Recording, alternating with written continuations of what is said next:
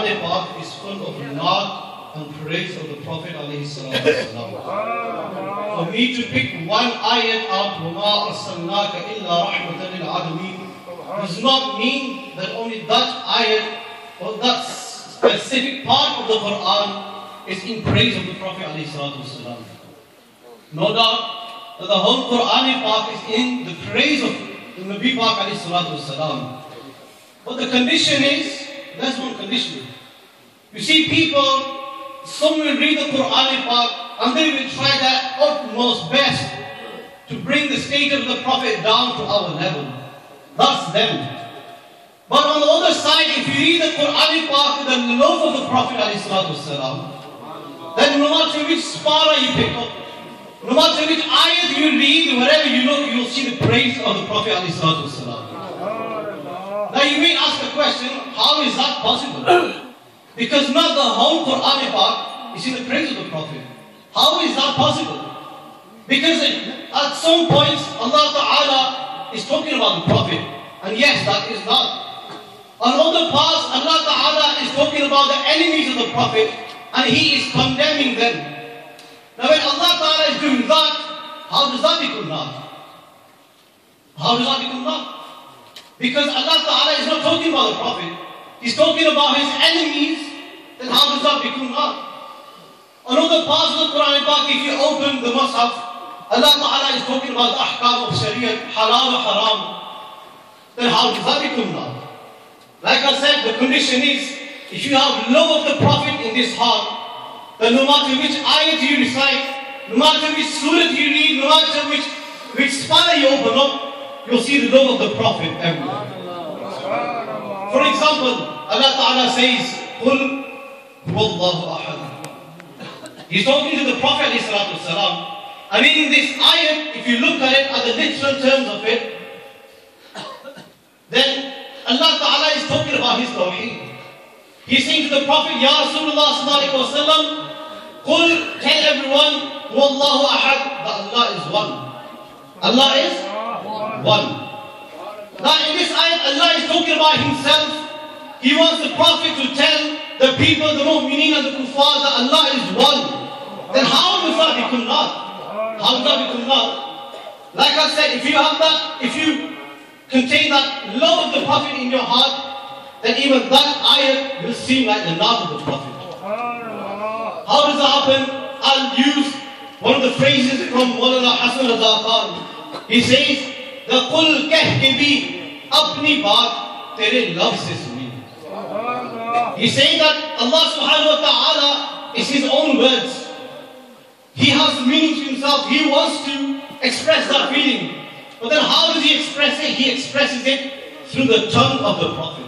Qul keh ke bhi baat apni tere love se suni. Allah ko hai kitni teri guftagu pasand. And even in this ayat, you see the love of the Prophet everywhere.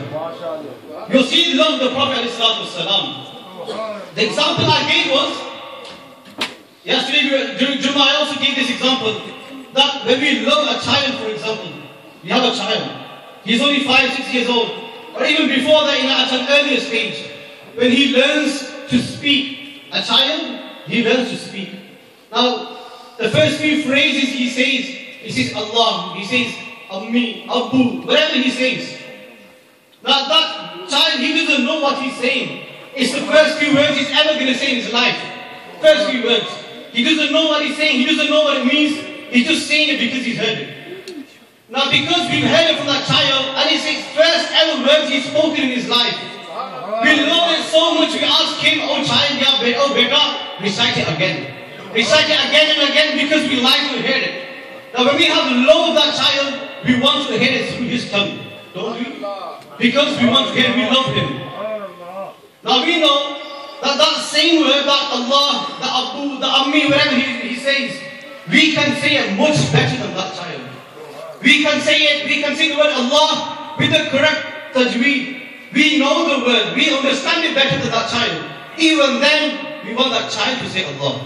Why? Because we have that love. And that word we want to hear it through the loved one. The same way Allah Ta'ala is saying, Hu Allahu Ahad, I am one. If Allah wanted, He could have said, Allahu Ahad, I am one. And we would have all accepted it, yes or no? Because we believe every word of the Quran is the word of Allah.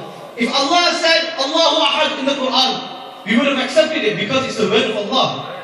But why did he have to say Qul? Why did he want the Prophet to say it? He could have said it and we would have believed it. But the reason behind that, if you look at the Quran with the love of the Prophet, wearing the glasses, wearing the chashma of love, then even this ayat becomes the praise of the Prophet. I recited the ayat, even that you can go on and on and on. Like I mentioned, this is one ayat. You know, the other side, the ayat, the surah before that, it is not in the praise of the Prophet. Tabbat yada abi lahabin wa tab. Allah Ta'ala is condemning the enemy of the Prophet. Because when the Prophet ﷺ started propagating, started preaching this new deen, Abu Lahab didn't like it. And he said to the Prophet, Tabban lak ma'adallah, that may you be destroyed. He said these words to the Prophet. Now Allah subhanahu wa ta'ala didn't like that at all. And like I said, if you read that ayah, that surah, there's no praise, there's no mentioning of the Prophet. Now how does that become love? It becomes love because Allah subhanahu wa ta'ala is replying to Abu Lahab. He doesn't want the Prophet to reply. Allah ta'ala says, Ya Habib, oh Habib, you stay quiet, you don't need to reply, I'll reply. I'll reply. There's a hadith mubarakah that Nabi Wasallam, he is sitting in the mataf of the Kaaba. When people do Kaaba, the tawaf, he is sitting there. And a group of these enemies, they come along and they start saying bad stuff to the Prophet ﷺ. They start lying to him and they start calling him foul names. And as Abu Bakr Siddiq, he is sitting with the Prophet, he stays quiet. They go on and on and on. He's still quiet, he's not said anything. Then they reach such a limit that they're hurting Abu Bakr Siddiq so much that he speaks on and he replies. And he replies. And when the Prophet, when they went away, now that they've gone, the Prophet ﷺ asked that, Ya Abu Bakr Siddiq, why did you do such a thing?